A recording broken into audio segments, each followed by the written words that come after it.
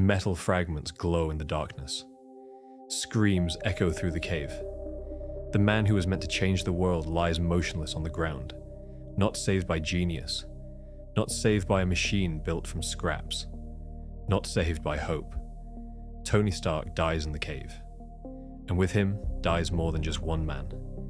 With him dies the future as we know it, because without Iron Man, a much darker world begins. Chapter 1: The End of an Era. In 2008, Tony Stark, CEO of Stark Industries, travels to Afghanistan to demonstrate the company's newest weapon, the Jericho missile. On the return trip, his convoy is attacked. Tony is kidnapped, just as in the original timeline. But this time, everything changes. The shrapnel in his chest is lodged too deep. Yinsen, the doctor and fellow captive, tries to save him. He builds the magnet, stabilizes him, works day and night. But the injuries are too severe. Before the first prototype suit is ever completed, Tony Stark dies from internal bleeding. His final glance falls upon the unfinished metal frame of the machine that was meant to save him. Yinsen is left alone, and the terrorist group now possesses something even more valuable than a hostage. They possess Tony's knowledge, his notes, his technology. Chapter 2: Chaos at Stark Industries.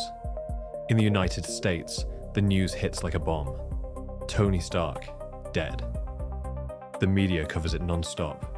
The stock market crashes. Stark Industries loses billions in market value within days. The public mourns. But behind closed doors, a power struggle begins immediately. Obadiah Stane takes control of the company. Officially, he promises stability. In truth, he sees opportunity. Because without Tony, there is no one left to stop weapons production. No redemption, no press conference, no "I am Iron Man." Stark Industries continues producing weapons, bigger than ever before. Missiles, drones, tank systems. The wars of the world become more profitable. Pepper Potts tries to resist internally, but without Tony's authority, she is powerless. She realizes Stane was involved in the kidnapping, but evidence disappears. 1 year later, she leaves the company. Stane wins. Chapter 3: The Birth of Ironmonger. In the original timeline, Obadiah Stane builds the Ironmonger using Tony's arc reactor technology. But here, there is a problem. Tony is dead. The miniature arc reactor was never perfected. However, sketches were recovered from the cave. Fragments, concepts. Stane invests billions to recreate them. In 2010, the military secretly unveils the first heavy exo-combat suit, Ironmonger Mark I Large. Brutal, slow, not elegant hero technology, but a walking tank. It is not deployed to save lives. It is deployed to win wars faster. America now possesses the first steel super soldier, and other nations begin racing to catch up. Chapter 4: What becomes of Rhodey James? Rhodes loses more than his best friend. He loses the man who inspired him. Rhodey remains in the military and becomes one of the key liaisons to Stark Industries. He watches with growing disgust as Stane corrupts Tony's legacy. He tries to control the company. He fails. In 2011, Rhodes personally tests a prototype from the Ironmonger program. During a mission in Pakistan, the system catastrophically fails. The suit overheats, several soldiers are killed, and Rhodes is gravely injured. He survives, but retires from active duty. War Machine is never born. Chapter 5: The Incredible Hulk without Iron Man. Bruce Banner is not untouched either. When Banner flees from General Ross in 2008, one crucial figure is missing later: Tony Stark. No one approaches Ross after the events in Harlem. No one speaks of the Avengers Initiative. Ross acts independently. He launches an aggressive super soldier program to control Hulk, or replace him.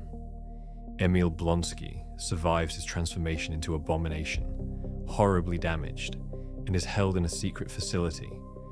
Ross sees him not as a danger, but as a resource. Bruce Banner goes deeper underground. Without future support, he lives isolated, more distrustful, more unstable, and more dangerous. Chapter 6. Thor lands in a suspicious world. In 2011, the god of thunder falls to Earth. Nick Fury has less influence because his future financier is gone, Tony Stark. Thor regains his hammer and stops Loki. But one critical thing changes. When Thor returns to Asgard, he does not see Earth as a world of rising heroes. He sees a chaotic planet destroying itself with weapons of steel. The bond between Asgard and Earth becomes far more distant. Chapter 7. Loki arrives. But no Avengers are waiting. Loki appears on Earth with the scepter. He steals the Tesseract. He prepares the invasion of New York. But this time, there is no assembled team. Nick Fury has collected candidates: Steve Rogers, Natasha Romanoff, Clint Barton, Bruce Banner, Thor. But they are not a team. They barely know one another. And above all, one person is missing. The man who, in the original timeline, united them, challenged them, inspired them, and ultimately brought them together through sacrifice. Tony Stark is gone. Chapter 8. The Battle of New York. Loki opens the portal above Manhattan. The Chitauri pour into the city. Captain America fights on the ground. Thor takes on the Leviathans. Natasha and Clint focus on evacuations. Bruce Banner transforms into Hulk.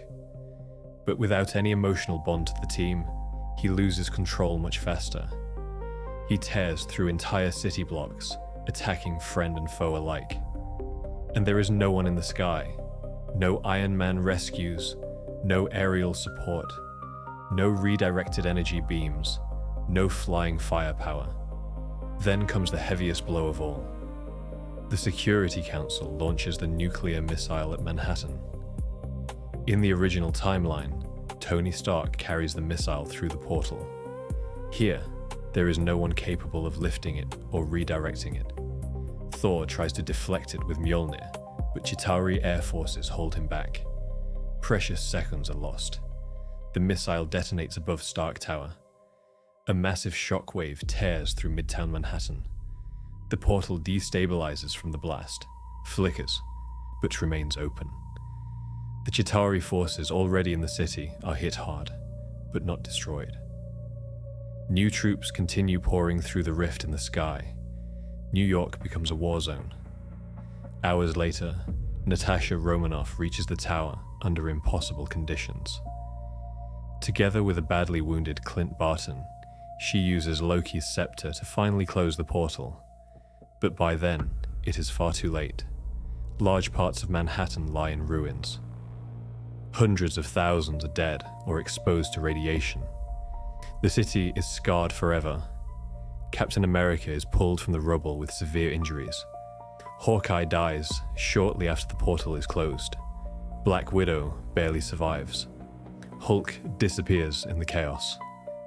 Thor returns to Asgard with Loki in chains, filled with guilt. The Avengers never truly come to exist. Chapter 9. The World After New York.